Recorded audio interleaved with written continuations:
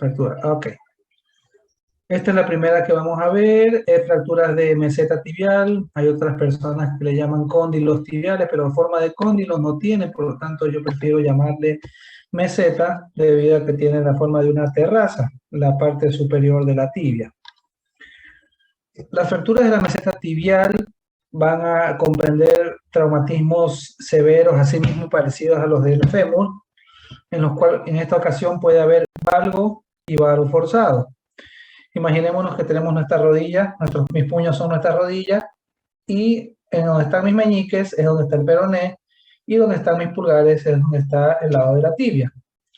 Si del lado de donde está el peroné tengo y hago este movimiento, machaco del lado donde está el peroné, estaría haciendo un valgo forzado, y donde yo estoy aplastando la parte externa de la tibia, del pirmicho de la meseta tibial, estoy aplastando también el menisco externo que está de ese lado, y si ustedes se dan cuenta donde están mis pulgares, se abre.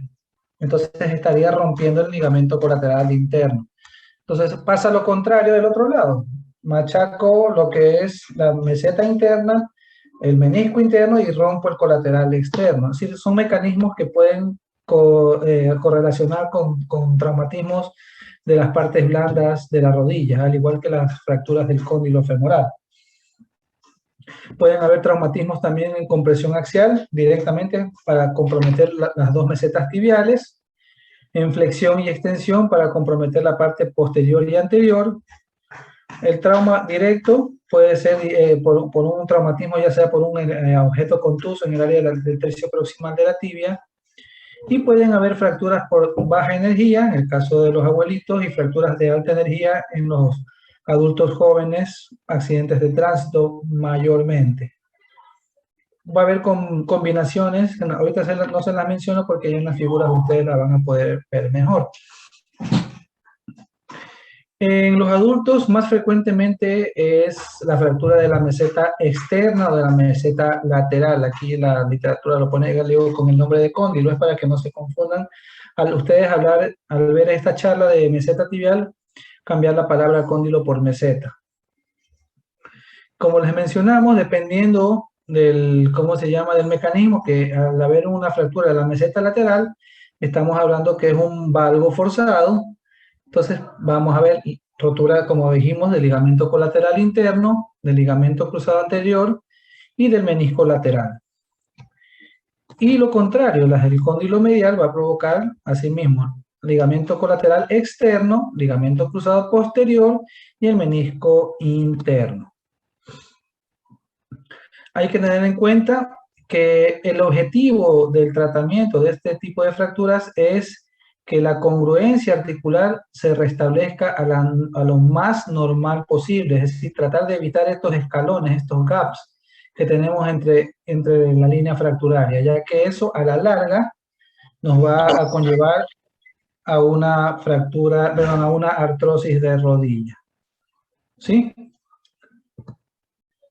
En cuanto a lo que es diagnóstico, el diagnóstico de este tipo de fracturas son normalmente como son traumatismos severos. Las rodillas, así mismo como las fracturas del cóndilo femoral, vienen unas rodillas muy aumentadas de volumen, en ocasiones con hemartrosis, en los cuales va a haber necesidad de drenar esa hemartrosis siempre y cuando sea en un lugar aséptico, ya que podríamos estar convirtiéndola en una fractura expuesta. Normalmente en los niños muy poco se complican este tipo de fracturas, ya que las epífisis en los niños son de muy buena evolución en cuanto a fracturas y poco desplazamiento. Normalmente el promedio de edad de una fractura de este tipo en los niños es mayormente en adolescentes, en cuando ya se empieza a ver una maduración del esqueleto.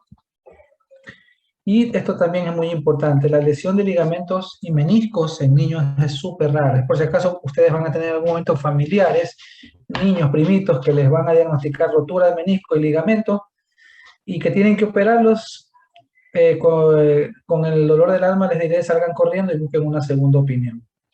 Porque es muy raro una lesión de meniscos y ligamentos en un niño o un adolescente.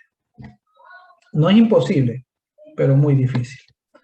Entonces, el tratamiento de este tipo de fracturas va a ser lo que es la analgesia, En el caso de que ustedes tengan pacientes alérgicos a los AINES o que sean pacientes con antecedentes de gastritis o úlcera, evitar lo que son los AINES, ¿no? Tratar de dar combinados de paracetamol con tramadol, actualmente existen un montón.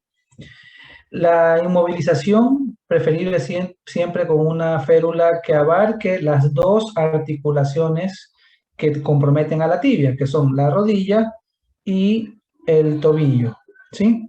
Entonces necesitamos una férula inguinopedia o al principio, y si es que se quiere cambiar, si es que se quiere hacer un tratamiento conservador con yeso, pues sería un yeso inguinopedia.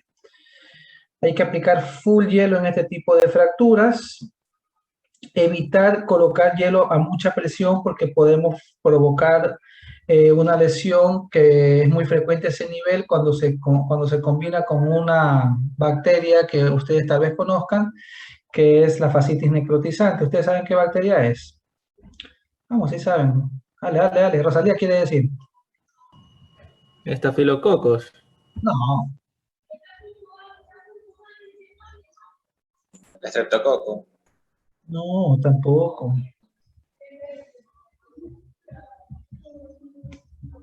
Este los dejo de tarea. Bueno, normalmente a este paciente hay que tratar de inmovilizarlo para tratar, si es que es una fractura desplazada, tratar de inmovilizarlo para poderlo preparar para una cirugía. En cuanto a la clasificación de las fracturas, tenemos la clasificación de la AO. Acordémonos siempre que en fracturas epificiarias, en fracturas articulares, siempre vamos a necesitar 3 proyecciones radiológicas, AP, lateral y oblicua. Esas son fundamentales. En diáfisis, siempre AP y lateral. Después de la AP lateral y oblicua, si estamos en un centro hospitalario de mayor complejidad, pues podemos solicitar una tomografía para ver el desplazamiento fracturario y darle una idea al cirujano cómo va a ser el armar el rompecabezas en el momento de la cirugía, ¿sí? En cuanto a las fracturas, son similares a la que vimos en cóndilo, son muy parecidas. Tenemos las extraarticulares, que no van a comprometer en nada la superficie articular de la meseta tibial, de las mesetas tibiales. La tipo A1, cuando es una avulsión de las espinas tibiales, como la ven ustedes aquí, en la cual los ligamentos cruzados han arrancado las espinas de la tibia. La A2 es una fractura simple metafisiaria, y la A3 es una multifragmentaria metafisiaria. Ninguna de las 3 se mete de la articulación hacia abajo. Esa es la ventaja de las extraarticulares. Lo que es las fracturas articulares parciales, pues tenemos a continuación la más común, que es la fractura de la meseta externa o interna, pero parcial, de un solo lado. La externa es la mucho más frecuente que se presenta. La tipo B2, que es un hundimiento, aquí se ve solamente un hundimiento, no se ve ninguna fractura, pero el hundimiento a la larga también va a repercutir en la congruencia articular de la rodilla. Y la tipo B3 es una fractura multifragmentaria que puede asociar hundimiento con fractura. Y las articulares completas son similares a las que ya vimos, las tipo C que ya vimos en las otras clasificaciones de la AO, que tenemos articular simple con metafisiaria simple, la tipo C1, articular simple con metafisiaria compleja, articular 2, y articular compleja con metafisiaria compleja tipo C3.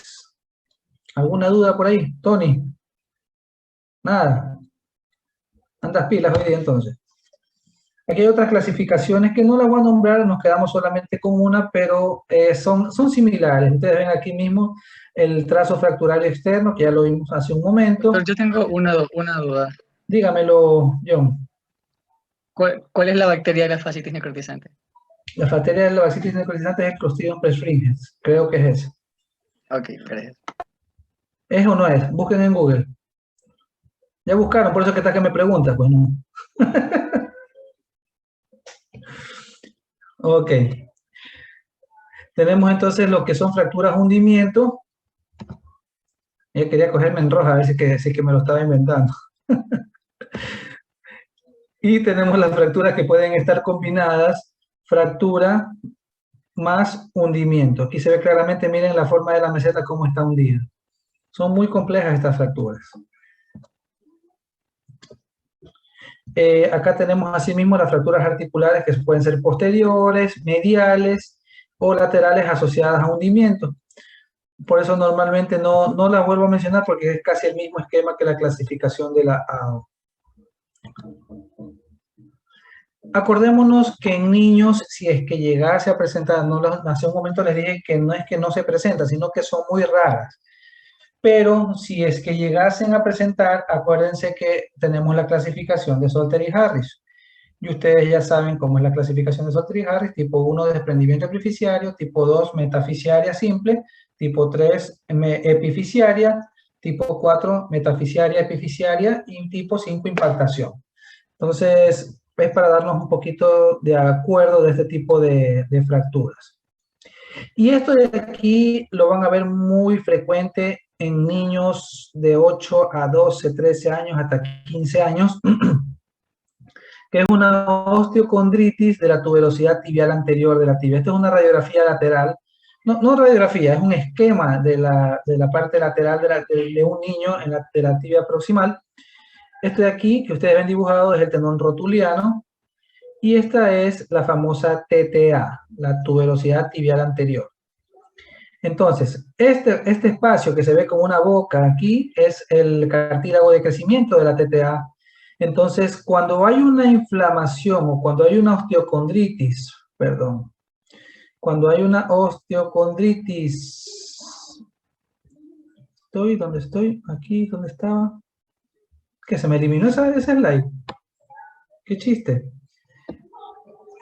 Cuando estamos con una osteocondritis de la TTA, puede provocar este tipo de lesión, que es el desprendimiento.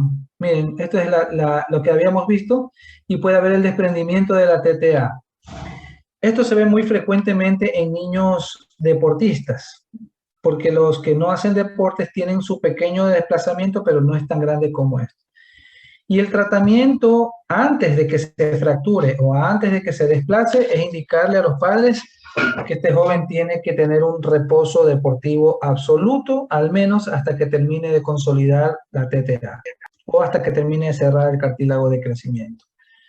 ¿Por qué se los nombro? Porque esto de aquí lo van a ver, aunque ustedes no lo crean, lo van a ver. ¿Y cómo lo van a poder diferenciar? Ustedes van a ver los niños de esta edad que les acabo de mencionar, justamente debajo de la rótula van a ver un chibolito en la TTA, muy pronunciado, más de lo normal.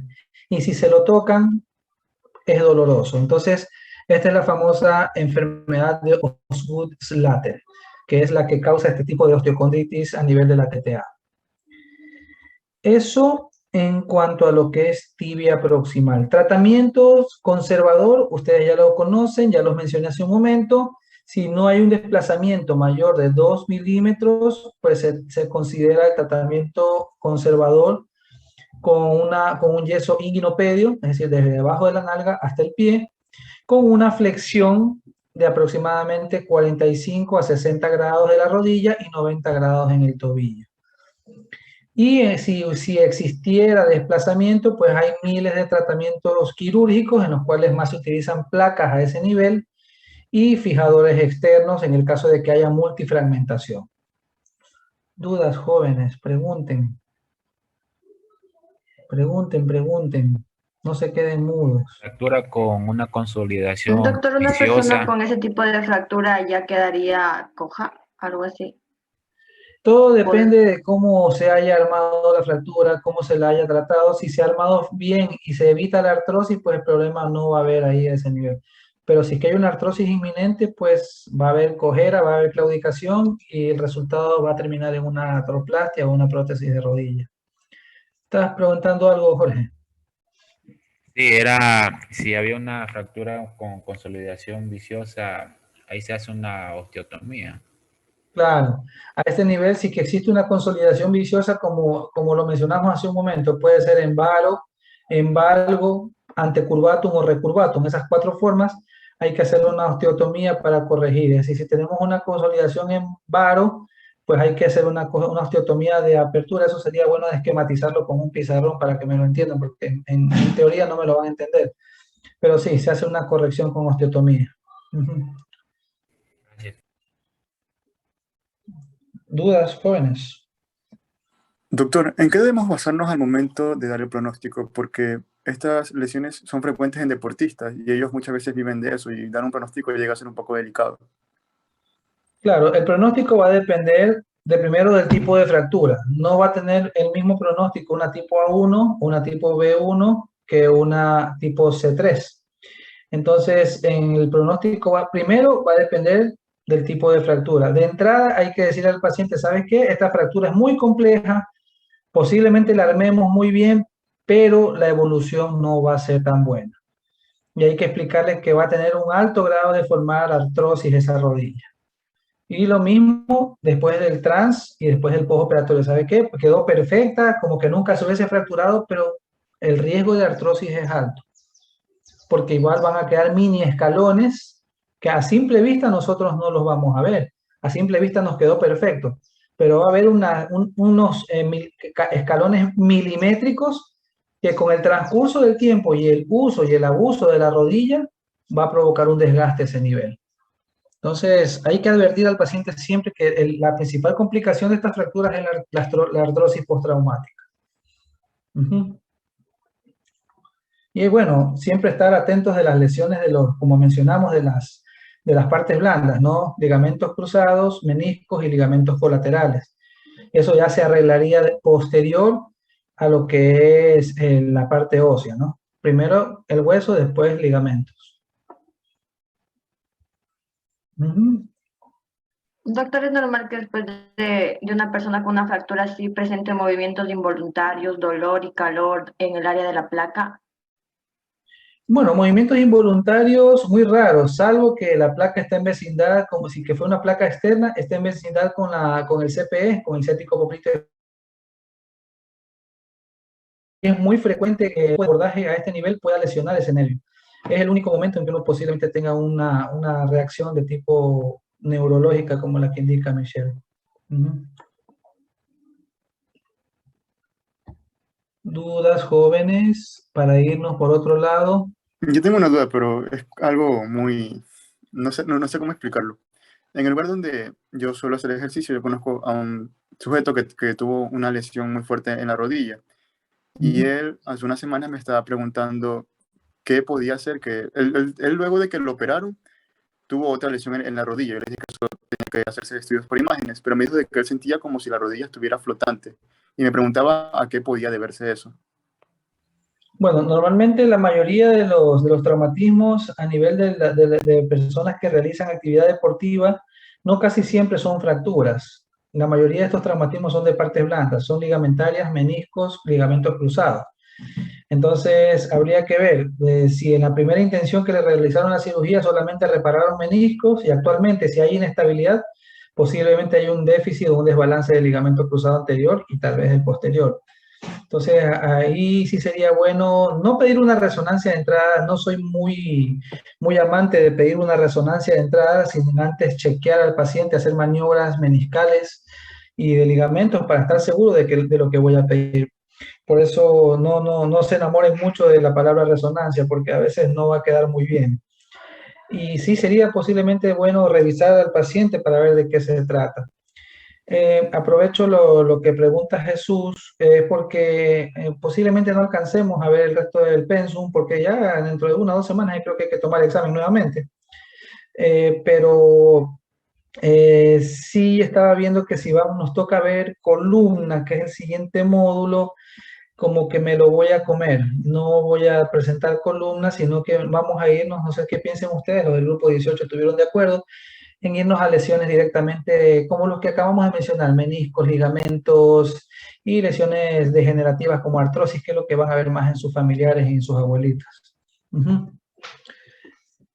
Eso. Ok, a continuación vamos a hablar de lo que Doctor, una pregunta. Buenas tardes. Sí. Dígame, Alessandro. Disculpe, doctor, interrumpirlo. Una consulta. A través de las maniobras meniscales, ¿es posible, buenas tardes, es posible determinar si hay una lesión de meniscos? Por O supuesto. bueno, dependiendo si la paciente previamente tuvo una lesión de meniscos, porque yo tengo el caso de una amiga que ella hace bastante lo que es ejercicio y ella tuvo una lesión de meniscos hace como 2 años. La operaron, la intervinieron y hace poco ella tuvo una caída de moto. Entonces se le matizó un poco la rodilla, fue al seguro y ahí el traumatólogo ni siquiera creo que le hizo el examen físico y directamente le dijo que tenían que operarla otra vez. O sea, pero creo que le hizo las maniobras meniscales. No sé si solamente con las maniobras es posible terminar que ya hay que operar de nuevo. Por supuesto. Es más, yo tengo más confianza en las maniobras meniscales que en la resonancia, sinceramente. Ha habido el caso, yo cuando recién empecé a operar artroscopía hace ya mucho tiempo, estamos hablando cerca de 10 años, que empecé a operar artroscopía, yo me guiaba bastante, no tanto por la clínica, sino también por la resonancia. Y empecé a meter pacientes que tenían resonancias positivas de menisco roto.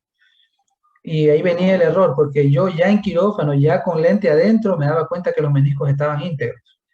Entonces, ¿qué significa eso? Que la resonancia muchas veces tiene bastantes falsos positivos. Y empecé a hacer un comparativo de lo que es resonancia, imágenes, versus clínica, versus maniobras meniscales, todo eso ahí, y más positividad del diagnóstico tenía con maniobras que con resonancia. Entonces, de ahí aprendí que la resonancia te ayuda, sí, para dos cosas. Cuando el paciente tiene la duda, cuando el paciente no te cree, cuando tú, doctor Alex Salavarria, le dices, acabo de examinarlo y tiene un menisco roto, y no va a faltar un paciente que te diga, ¿sabe qué, doctor? No le creo, y peor si le dices, tienes que operarse, no te van a creer. Entonces, cuando tengas un paciente incrédulo, pídele una resonancia. O cuando ya tengas tu profesión de traumatólogo, si vas a ser traumatólogo, tienes que solicitar una resonancia porque los seguros privados te la piden, porque no te van a cubrir un seguro privado si no tienes un examen positivo de lo que tú estás sospechando. Pero de allí, en esto hemos aprendido nosotros todos estos años que la clínica prima ahí. A ver. Gracias, doctor. No, tranquilo. Fracturas de la tibia. Este es el hueso del cuerpo humano largo que más se fractura en todo momento. Accidentes de tránsito, accidentes en el parque, accidentes en la casa, fractura de tibia. ¿Por qué? Si ustedes se tocan el borde anteromedial de su tibia, pues se darán cuenta que es el más superficial de todos los huesos. Tenemos piel, subcutáneo, tibia. No hay por dónde. En cambio, los otros huesos los cubrimos. El que está más o menos descubierto como la tibia, pues es el cúbito. Pero por ahí ustedes se lo tocan, bueno, el cúbito, el olecranon está ya casi también. Subcutáneo, piel subcutáneo o olecranon. Pero la tibia es la más que está predisponente a sufrir primero fracturas expuestas. Y aquí lo menciona, un tercio de la superficie subcutánea es el que más se va a fracturar. Y por lo tanto, como el que es el que más se fractura, pues es el que más va a tener porcentaje de síndromes compartimentales y lesiones neurovasculares por este tipo de problemas. Las complicaciones que se van a presentar son todas, prácticamente, porque es un hueso que, ya les digo, está más superficial, pero la pseudoartrosis es mucho más frecuente, retardo de consolidación y la consolidación viciosa también, si no es tratada adecuadamente. Mecanismo de lesión, hay trauma, es el más frecuente en un 80%, y el atraumático, como las fracturas patológicas o las fracturas por fatiga, que casi yo no las he visto nunca, pues es el siguiente porcentaje. Aquí no lo ven al moreno cómo se fracturó, pero ya voy a quitar mi cuadro para que lo puedan ver y ahí se van a ver qué lindo cómo se fractura. Entonces aquí lo ven a mi amigo. Esto es un traumatismo directo, un patazo directo en la tibia, y este es un traumatismo indirecto torsional en el cual se queda sembrado el pie en el césped y el resto del cuerpo hace el trabajo. Y este, bueno, no está de más decir que es alta energía, ¿no? La cara de Michelle así. Entonces, esto es un accidente en alta energía, que es la razón por la que puede haber el tipo de fractura que acabamos de mencionar. Los atraumáticos, los que no necesitan ningún traumatismo, son cuando tenemos un tumor, como en este caso un quiste óseo neuroismático, que va hecho que se fracture desde su origen, desde donde está la caverna, digo vulgarmente. ¿Sí?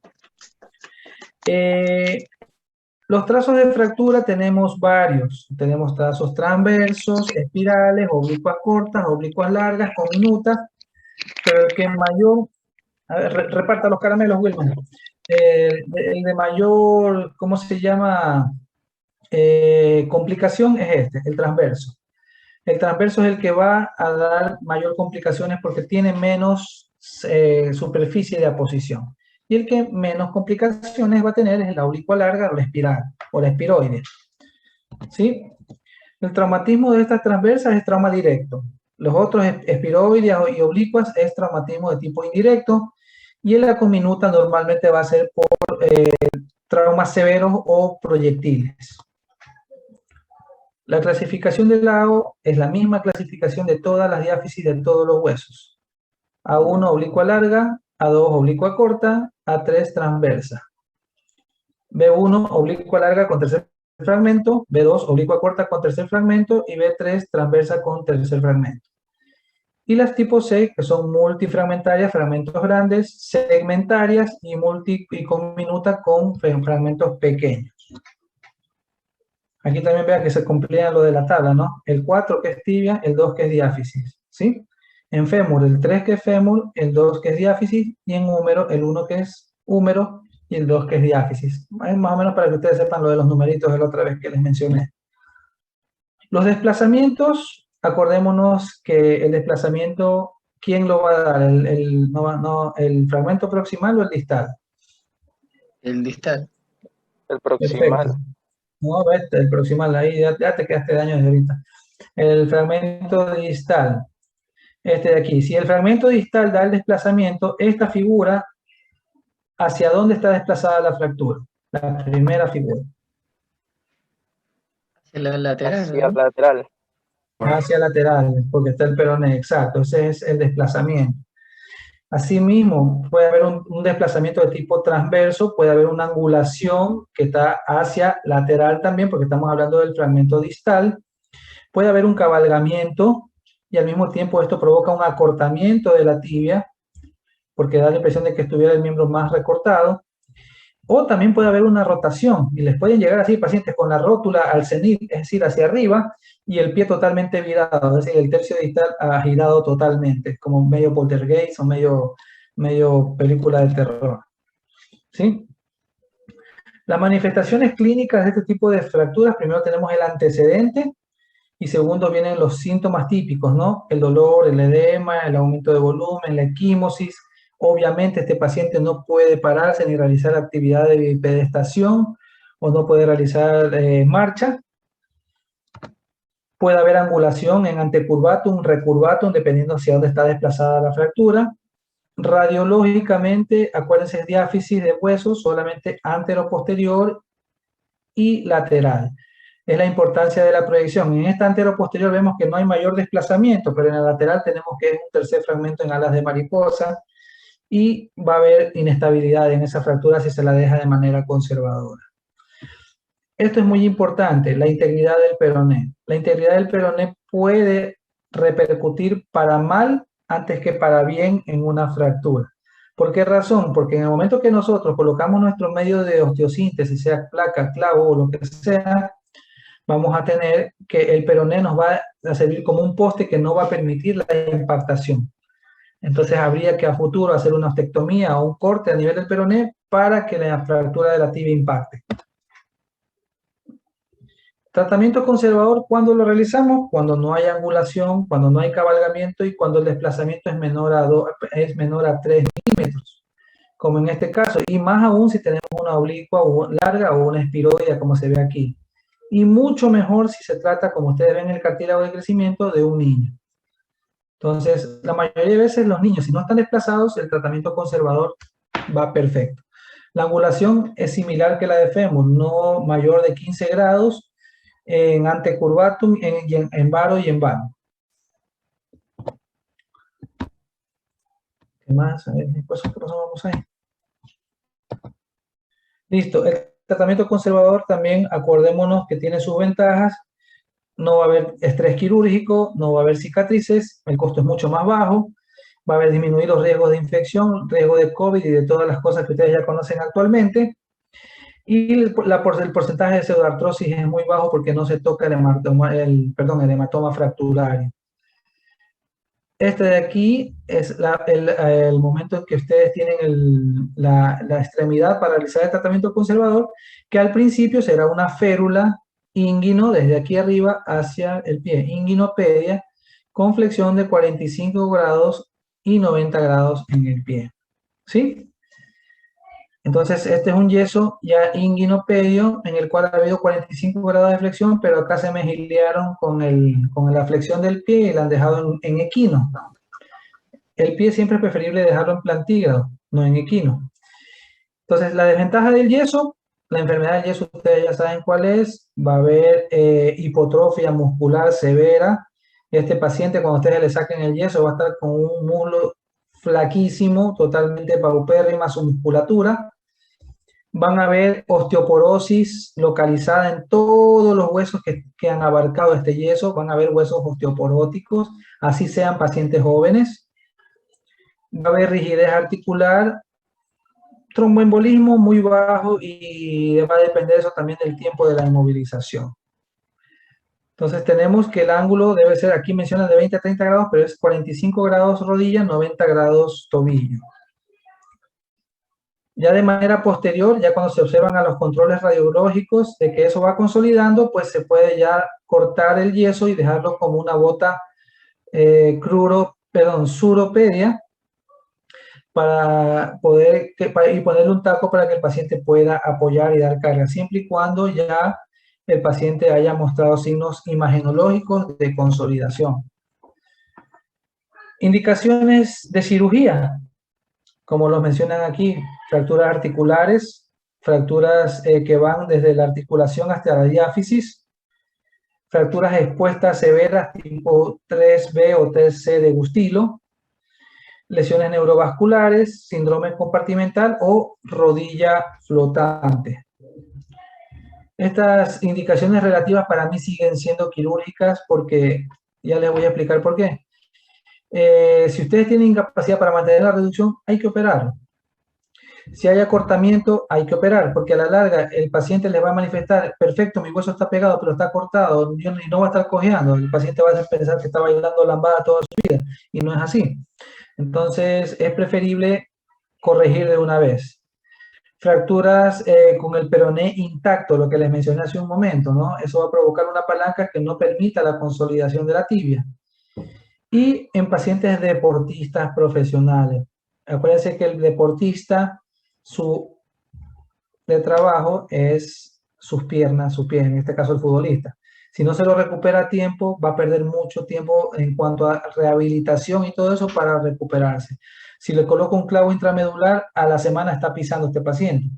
Si le coloco un yeso, a los 2 meses recién le saco el yeso y veo que la musculatura está totalmente paupérrima y después de 3 meses estará pisando.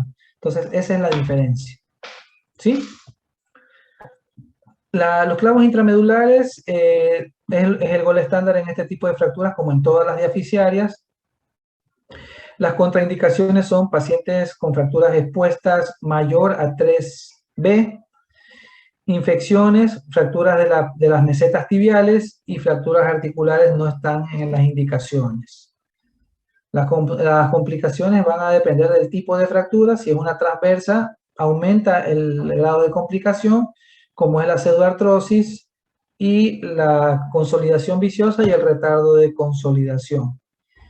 Y las otras complicaciones, lo que les mencioné, la desmineralización es lo que más da, es decir, mientras más inmovilizado tenemos un hueso o una articulación, el área donde está inmovilizada pues va a sufrir osteoporosis localizada. Preguntas, jóvenes, pregunten. ¿Cuánto tiempo demora, doctora, por ejemplo, recuperarse en el caso de los futbolistas? O sea, ¿hay un lapso o depende de la evolución de él? Bueno, con clavo intramedular depende también del tipo de fractura, pero con clavo intramedular el paciente está pisando a la semana, se retiran los puntos a los 15 días y la consolidación se está presentando aproximadamente de la 6ª a 8 semanas, es decir, ya aproximadamente unos 2 meses. 2 meses, 2 meses y medio. Pero ¿cuál es la ventaja? Que en esos 2 meses que está el paciente esperando su callo, tú ya lo tienes moviendo tobillo, lo tienes de 2 meses moviendo rodilla y lo tienes caminando. Esa es la ventaja. Que si le colocas un yeso, a los 2 meses recién le sacas, vas recién con miedo a hacerlo caminar, a hacerlo mover rodillas, hacerlo mover tobillo y a recuperar músculo. Entonces, ese es el tiempo que se gana en pacientes deportistas, en pacientes estibadores, en pacientes jóvenes que necesitan su arma de trabajo, que son sus piernas. Dudas, jóvenes. En síndrome compartimental, lesiones vasculares, fracturas abiertas, ahí es la cirugía urgente, se debe hacer. Siempre, ahí estaban las indicaciones absolutas en donde se debe colocar en este tipo de fracturas expuestas mayor de 3, hasta 3A se puede colocar clavos medulares. Hasta de 3B y 3C ya está contraindicado porque el hueso puede estar contaminado y podemos hacer una osteomielitis por colocar un clavo medular. Entonces ahí ya se colocan fijadores externos hasta que el campo esté óptimo para cambiar de fijador a clavo. Pero sí, es fijador en esos casos. Gracias. Doctor, en estos pacientes y tiempo después, cuando ya se supone que ya todo está recuperado, ¿se siguen quejando del dolor? ¿Qué deberíamos recomendarles y con qué podríamos manejar el dolor? Bueno, el dolor siempre lo manejan de acuerdo a la analgesia que ustedes vean, de acuerdo a los antecedentes del paciente, AINES, paracetamol o opioides. La cuestión es que hay que investigar, si hay dolor, hay que investigar por qué está doliendo. Y la mejor forma de investigar es con una radiografía. Si la radiografía nos indica consolidación, posiblemente el dolor va a venir a las partes aledañas o a las partes blandas aledañas que tienen que ver con tendones o que tienen que ver con músculos. Entonces ahí va a entrar también de la mano con nosotros la fisiatría. Pero muchas veces tiene que ver esto. Ahora, si existe una lesión que está cercana a un nervio, pues hay que hacer la exploración del nervio, mandar exámenes, un electromiodiagnóstico, mandar medicamentos antineuríticos para ver qué es lo que está pasando. Pero todo depende de la clínica del paciente. Doctor, ¿qué tanto se pueden valorar las partes blandas mediante una radiografía en estos casos? No, no vale. La radiografía no te vale para partes blandas. Siempre preferible en estos tipos de traumatismos solamente radiografía para hueso, y para partes blandas podría utilizarse en el caso de lesiones vasculares un ecodoppler, o si que quieres hacer algo más profundo, una resonancia, que es lo ideal en partes blandas, pero en hueso no, para nada. Dudas, jóvenes. Para irnos por la última fractura del día, que es fracturas del pilón tibial, que son una de las fracturas más traicioneras de la traumatología. Traicioneras porque es un área de cicatrización muy, pero muy difícil. Entonces tenemos ahí los que son fracturas del pilón tibial, fracturas que son muy complejas, que pueden estar comprometiendo articulaciones aledañas. El pilón tibial también se le llama el tercio distal, ¿no? Acordarnos de la anatomía. Recuerden que el pilón tibial está comprometido desde la superficie articular. Algunos mencionan 8, otros mencionan 10 centímetros para hacia arriba, pero siempre acordarnos que es el tercio distal de la tibia. Esto compromete que es del 7 al 10% de las fracturas de toda la tibia, y siempre van a ser fracturas de alta energía. Siempre van a estar asociados a fracturas a lesiones de partes blandas severos, y esa es la razón de las complicaciones de estas fracturas, la integridad de las partes blandas, no tanto el tipo de fractura. Como menciona aquí, lo más común es en pacientes mayores de 30 años, y el mecanismo más frecuente tenemos aquí lo que es la fractura por flexión plantar, en la cual el trauma viene desde el suelo, transmite por todo el metatarso, el tarso, y llega hasta el maleolo posterior. Puede haber una fractura del maleolo posterior o de Bollmann, y de allí hay otro tipo de traumatismo, que es el traumatismo axial o neutro, en el cual el astrágalo va a servir de guillotina para que se desplacen los dos fragmentos, el posterior, que es el de Bolman, y el anterior, que es el de Chaput. Entonces, esto puede provocar cuando es un traumatismo de tipo neutro. Y cuando existe una dorsiflexión, el calcáneo va a ir hacia el astrágalo y el astrágalo va a formar una guillotina que va a fracturar el fragmento de Bolman. Perdón, de Chaput. El de adelante es el de Chaput. ¿Sí? Siempre preferible acordarnos que este tipo de fracturas es por traumas severos. Y necesitamos verificar que la parte neurovascular esté conservada, ver los pulsos, pulso pedio, pulso tibial posterior, ver llenado capilar, preguntar sobre la sensibilidad del paciente, buscar, ¿cómo se llama?, daños asociados como son fractura de peroné, y muchas veces pueden haber fracturas asociadas por trauma axial como son fracturas de la cadera, de la columna, de la meseta y hasta del mismo calcáneo. La evaluación clínica normalmente debe ser rápida porque este tipo de fractura tiene un aumento de volumen severo y hay que actuar de manera rápida, ya que si es que no se operan dentro de las primeras 48 horas, puede haber alto riesgo de infección de las partes blandas porque van a presenciarse unas ampollas un poquitito más grandes de las que les salen a ustedes cuando se ponen zapatos apretados, que se llaman, este tipo de ampollas tienen nombre de flictenas, entonces son bien grandes y pueden causar infección en el área de las partes blandas. Entonces, estos son lo que en inglés les dicen blisters, que son las famosas flictenas que ustedes las ven aquí. ¿Sí? 48 horas salen estas flictenas. Si en menos de 48 horas ustedes no operaron al paciente, pues el paciente tendrá que ser operado hasta que desaparezcan estos globitos. Estamos hablando de hasta 2 semanas después. Entonces, hasta eso, ¿qué es lo que se hace? Pues inmovilizar el tobillo con una férula suropedia y bastante hielo y cuidando que no estén sus compañeros o internos, lo que sea, no estén reventando estas flictenas. Es contraindicado reventar estas flictenas porque pueden infectarse con mayor frecuencia. Radiología, antero-posterior, lateral y oblicua. Otros libros mencionan la proyección de Mortaja, que es una oblicua a 15 grados en AP, pero simplemente ustedes díganle a su imagenólogo de donde estén, AP lateral y oblicua. Si le dicen Mortaja, se los van a quedar viendo como bicho raro, ¿no? Entonces, aquí tenemos AP lateral y oblicua, aquí dice Mortaja, pero esa es la idea, ¿no? Siempre nos va a ayudar para delinear el tipo de fractura que tenemos. Ya vamos a ver cuáles tipos son, igual de la AO, similares a las anteriores. Y asimismo, como en tibia, la tomografía en un hospital nivel 3 nos va a dar la mayor idea de ver dónde están esos fragmentos y el desplazamiento para poderlos armar. ¿Sí? Aquí indica, la tomografía nos va a ayudar a planificar mejor y ustedes ven aquí claramente cómo a simple vista vemos una fractura y en tomografía, en proyecciones, en cortes axiales, vemos el desplazamiento de sus fragmentos. ¿Sí? Entonces aquí tenemos, por ejemplo, una proyección axial de una fractura con tomografía, en donde vemos claramente la parte hacia adelante, lo que es el fragmento de Chaput.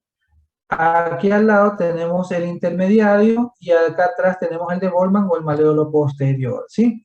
Tenemos el fragmento de Chaput, el medial y el de Bolman, para saber hacia qué nivel están los desplazamientos. Lo que les mencioné hace un momento, hay que investigar si no existen otro tipo de fracturas asociadas, como son calcáneo, pilón tibial, meseta tibial, fracturas vertebrales o de la pelvis. La clasificación de la AO, es similar a las anteriores: extraarticular, articular parcial y articular compleja, que puede estar metafisiaria simple con, con articular simple. Y tenemos asimismo las que pueden ser articular simple con metafisiaria conminuta y conminuta totalmente. El tratamiento casi siempre de este tipo de fracturas en niños, Solter y Harris, no se olviden, pero casi siempre, si está poco desplazada, el tratamiento es de tipo conservador. Si es conservador, mucho mejor, porque ya les indicaba que las partes blandas son muy traicioneras a este nivel. Normalmente hay que tener en cuenta, como les mencioné, en niños normalmente el tratamiento es de tipo conservador y hay que ver la edad el estatus social o el estatus tipo laboral del paciente, ver cómo está ¿cómo se llama? La superficie articular, y tenemos los tratamientos. El conservador, ustedes ya lo conocen, yeso, suropedia o bota corta de yeso, 90 grados. La reducción abierta puede ser con fijadores externos o puede ser con el uso de placas de bajo perfil. ¿Sí? Normalmente esta es una placa de bajo perfil. Esto de aquí solamente se los menciono, así como todos los tratamientos quirúrgicos, en los cuales nosotros vamos a tenerlos como idea, ya que no van a ser considerados para materia. Se coloca la placa de bajo perfil o se coloca un fijador externo. Hay dos tipos de fijadores. El fijador externo, como ustedes lo ven, el que va desde tibia hasta calcáneo para fijar en la superficie articular. O también tenemos ¿cómo se llama? El fijador externo híbrido, que va desde tibia en esta parte y hace una encrucijada con clavijas de Kirchner a nivel del pilón tibial para dejar libre la articulación del tobillo y el paciente pueda moverlo, que es el más moderno y el más óptimo. Y asimismo, actualmente ya se utilizan placas MIPO, es decir, MIPO significa de bajo perfil y que son con mínimas incisiones, en la cual con una incisión pequeñita como esta la desplazamos por la tibia y lo colocamos sin necesidad de abrir la piel o solamente con la ayuda de rayos X. Las complicaciones postoperatorio inmediato son la necrosis de la piel. Tenemos también la infección superficial o la infección profunda, puede haber hasta osteomielitis, pero eso es de tipo inmediato. Inmediato solamente infecciones en ese instante. Puede haber pérdida de la fijación de un hueso osteoporótico. Y complicaciones a posterior o después del tratamiento pueden haber consolidaciones viciosas en varo, valgo, pseudoartrosis. Pueden haber también, ¿cómo se llama? Infecciones u osteomielitis. Preguntas, jóvenes. Para que tengan un fin de semana chéverísimo, ver cómo Richard Carapaz ojalá haga algo bueno este fin de semana. Doctor, en esas complicaciones pueden llevar a la amputación del miembro. La osteomielitis. La osteomielitis es la que más te puede llevar a una amputación de miembro. Otra de las complicaciones más frecuentes de este tipo de fracturas cuando son articulares severas es la artrosis severa de tobillo, que no se va a solucionar con prótesis, ya que las prótesis de tobillo no están actualmente calificadas para ser puestas en ninguna parte del mundo, sino que tendremos que hacer una artrodesis, una fijación de la articulación astragalotibial. ¿Sí? ¿Alguna duda? Alguien estaba preguntando por ahí algo más. ¿Qué complicaciones puede haber cuando se presentan los síntomas? O sea, el hecho de esperar tanto. ¿Cuándo qué? No te escuché bien. Cuando tenemos que esperar tanto por los flictemas, ¿qué puede suceder en el paciente? ¿Qué puede suceder? Bueno, si lo tienes cubierto con antibióticos, si lo tienes bien inmovilizado, mayor cosa no puede suceder. Lo único que hay que hacer es tratar de inmovilizarlo bien, y si tenemos una fractura muy impactada, pues tratar de colocar una tracción esquelética calcánea para poder alinear los fragmentos, pero no hay mayor complicación. Lo que hay que tener es tenerlo bien cubierto, si es fractura expuesta, hacer unas buenas limpiezas diarias para evitar que eso se complique, pero normalmente no puede pasar nada mal. Doctor, disculpe, ¿es posible que en este tipo de fractura encontremos alguna lesión a nivel del tendón de Aquiles o no es muy común encontrarlo? No, normalmente las partes blandas, como el tendón de Aquiles, la mayoría del traumatismo a este nivel lo absorbe el hueso. Cuando el hueso no capta la lesión, la cogen las partes blandas y puede haber lesiones de los ligamentos colaterales, ligamento deltoideo, peroneo astragalino anterior, que son los ligamentos colaterales del tobillo, y tendón de Aquiles, peroneo plantar delgado, etc. Pero cuando ¿cómo se llaman? Los huesos no absorben el traumatismo.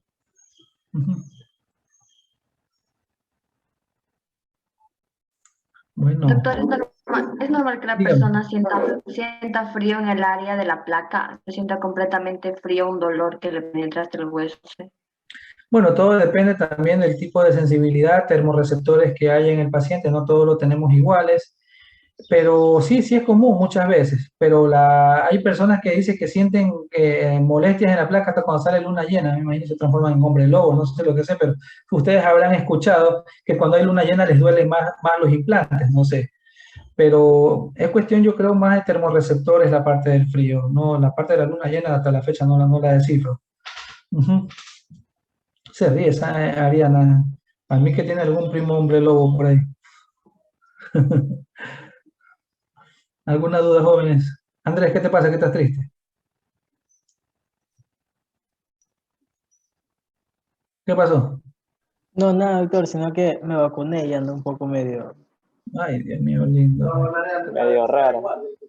Bueno, jóvenes, traten de por favor ahorrar un billetito para comprar el féretro de Andrés, ¿no? Por si acaso se nos llega a corvinear en esta semana. Ya está cogiendo señal el chip.